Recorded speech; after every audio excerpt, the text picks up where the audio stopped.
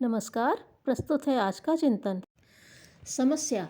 मैंने अपनी आदतों और स्वभाव को बदलने का हर संभव प्रयास किया, पर हर बार कुछ न कुछ भूल हो ही जाती है। क्या करूं? मन करता है सारे प्रयास अब छोड़ ही दूं। समाधान। स्वभाव बदलता है, आदतें बदलती हैं, पर इस कार्य में देर लगती है। इस कठिनाई से घबराने की कुछ भी आवश्यकता नहीं है। प्रयास छोड़ने की भूल तो कभी नहीं करनी चाहिए। क्या कोई विद्यार्थी यह कहकर पढ़ना छोड़ देता है कि मुझसे नित्य भूलें होती हैं, नित्य अध्यापक के सम्मुख मुझे दोषी बनना पड़ता है? भूलें करते हुए भी विद्यार्थी निरंतर अपना अध्ययन जारी रखता है, भूलों को भुला देता है और सफलताओं को स्मरण रखता है। परीक्षा में किसी विद्यार्थी को जब 80% नंबर प्राप्त होते हैं तो वह फूला नहीं समाता। सब लोग उसकी प्रशंसा करते हैं। इस छात्र ने यद्यपि भूल भी की है, 20% प्रश्न उसने बिल्कुल गलत किए हैं। जितने उसने गलत हल किए हैं उतने अंश में वह मूर्ख, बेवकूफ़, लापरवाह, दोषी और असफल है। फिर भी इन दोषों की मात्रा के होते हुए भी न तो वह विद्यार्थी स्वयं निराश होता है और न कोई उसकी निंदा करता है, क्योंकि उसने भूल की अपेक्षा सावधानी का परिचय अधिक दिया। असफलता से सफलता का पलड़ा भारी रखा है। ऐसा होना सर्वथा प्रशंसनीय है। इसलिए आधे से अधिक नंबर लाने वाला पास समझा जाता है, उसकी पीठ ठोकी जाती है और प्रशंसा की जाती है। हमें इन विद्यार्थियों से शिक्षा ग्रहण करनी चाहिए। छोटे बालक असफलताओं से नहीं डरते।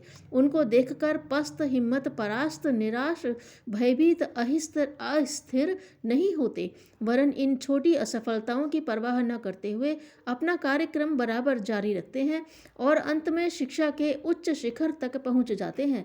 आदतें और स्वभाव न एक दिन में बनते हैं और न बदलते हैं। किसी दुस्वभाव से पूर्णतया छुटकारा पाने का या किसी अच्छी आदत के डालने में बहुत समय तक प्रयत्न करने की आवश्यकता होती है। यह प्रयत्न धैर्य एवं दृढ़ता के साथ उत्साहित तथा आशान्वित होकर करना चाहिए और जब भूले हों तो अपने को अधिक सावधान एवं जागरूक करते हुए आगे से अधिक सावधानी बरतने का निश्चय करना चाहिए। हर भूल के बाद अधिक उत्साह और अधिक साहस के साथ प्रयत्न करना चाहिए। रस्सी की रगड़ से जब पत्थर जैसा कठोर पदार्थ घिस सकता है तो कोई कारण नहीं कि हम अपने दोष और दुस्वभावों को परिवर्तित या नष्ट न कर सकें। पुस्तक सफलता के 3 साधन, पृष्ठ 30-31। समस्या। भारतीय परिवार जो कि अपनी गौरव, गरिमा, महानता, त्याग एवं बलिदान के लिए विश्व भर में सदैव विख्यात रहे, वे वर्तमान में बिखरते क्यों चले जा रहे हैं? क्या कारण है? समाधान। कारण परिस्थितियों का पर्यवेक्षण करने से पता चलता है। सांस्कृतिक विरासत के रूप में भारत को प्राप्त अनेकानेक अनुदानों में एक थी पारिवारिक स्नेह, सद्भाव की सुदृढ़ पृष्ठभूमि, जिसके कारण पति पत्नी जीवन पर्यंत सुख दुख में हिस्सा बटाते खुशहाल रहते थे। संबंधों की प्रगाढ़ता के पीछे यह मान्यता भी काम करती थी कि पति पत्नी के बीच का संबंध इस जीवन तक ही सीमित नहीं है, वरन जन्मों जन्मों तक का है। मान्यताएं जब आत्मिक धरातल की थीं तो भौतिक वस्तुएं अथवा छोटे छोटे अवरोध अथवा विक्षोभ उनके आपसी रिश्तों को प्रभावित नहीं कर पाते थे। कभी मनमुटाव उत्पन्न भी होते थे तो भावनात्मक बंधन को प्रभावित नहीं कर पाते थे, देर सबेर सुलझ जाते थे। गलती किसकी थी, प्रायश्चित क्या हो, दंड क्या हो, इस प्रकार के प्रश्न नहीं उत्पन्न होते थे, वरन भावनात्मक ठेस किसको लगी और उसका उपचार क्या हो, प्रयत्न इसके लिए किए जाते थे। शरीर एवं बुद्धि के धरातल के से ऊपर उठकर भावनात्मक स्तर पर समाधान ढूंढे जाते थे। फलतः झगड़े, मनमुटाव कभी स्थायी रूप नहीं लेते थे और विग्रह, घृणा, द्वेष से बढ़कर विघटन जैसी परिस्थितियों का सामना नहीं करना होता था। अपवादों को छोड़कर शायद ही कहीं ऐसी स्थिति आती थी कि आपसी विग्रह के कारण विवाह विच्छेद अथवा तलाक जैसे सामाजिक कलंक की चादर ओढ़नी पड़े। जो ऐसे कदम उठाते भी थे उन्हें सामाजिक तिरस्कार, उपेक्षा एवं घृणा का भाजन बनना पड़ता था। सामाजिक एवं धार्मिक मर्यादाएं भी ऐसी प्रवृत्तियों को कड़ाई से रोकती थीं। संभवतः पुरातन ऋषियों मनीषियों की इस व्यवस्था के पीछे यह दूरदर्शिता रही होगी कि परिवार टूटेंगे तो समाज बिखरेगा और मनुष्य अधिक उच्छृंखल हो जाएगा तथा परिवार से मिलने वाले भावनात्मक परिपोषण के अभाव में संबंधित सदस्यों का भविष्य अंधकारपूर्ण बन जाएगा। पश्चिम की भौतिकवादी मान्यताओं ने हमारे जीवन दर्शन को बुरी तरह प्रभावित किया है। परिवार के संबंध में चली आ रही सदियों की उदात्त दृष्टि भी प्रभावित हुई है। सघन भाव संवेदनाएं कभी पति पत्नी ही नहीं संपूर्ण परिवार को जोड़े रखती थी, उसमें भारी कमी आई है। भावनात्मक मन मुटावों का समाधान अब अपने देश में भी बुद्धि के आधार पर ढूंढा जाता है। फलस्वरूप बौद्धिक समाधान में प्रत्यक्ष हल लूला लंगड़ा तो निकल आता है, पर हृदय के मर्म स्थल में लगे घावों का कोई उपचार नहीं बन पाता। देर सवेर ऐसे मनमुटाव नया जामा पहनकर नए रूप में प्रकट होते हैं। जैसे जैसे भावनात्मक रिश्ते बौद्धिकता के धरातल पर आने लगते हैं, यह टकराहट और भी बढ़ती जाती है और एक सीमा पर आकर विस्फोट हो जाती है। अपने देश परिवार में घुलते हुए इस विष को तत्काल रोका जाना चाहिए। यह भावनात्मक आधारों को टूटने से बचाने और उसे सतत परिपुष्ट करते रहने से ही संभव है।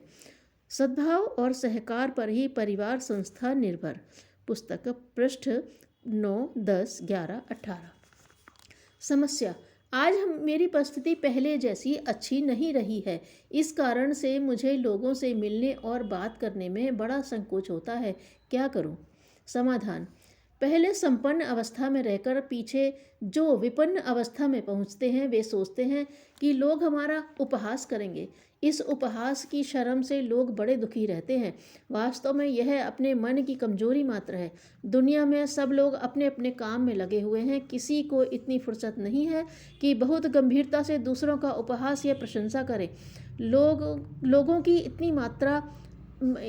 इतनी मात्र आलोचना या उपहास के भय से अपने आप को ऐसी ही लज्जा में डुबोए रहना मानो अपराध किया हो मनुष्य की भारी भूल है। चोरी करने में बुराई, दुष्टता, नीच कर्म, पाप या अधर्म करने में लज्जा आनी चाहिए। यह कोई लज्जा की बात नहीं कि कल 10 पैसे थे, आज 2 रह गए। कल संपन्न अवस्था थी, आज विपन्न हो गई। ऐसी स्थिति आने पर घबराना नहीं चाहिए, बल्कि अपने आप को बदल लेना चाहिए। पहले जैसी स्थिति भी तब वैसी स्थिति के अनुकूल अपने कार्य होते थे। अब दूसरी स्थिति है तो उसी अनुपात से दूसरे ढंग के काम होने चाहिए। मूर्ख और बुद्धिहीनों के उपहास का कोई मूल्य नहीं। उनका मुंह तो कोई बंद नहीं कर सकता।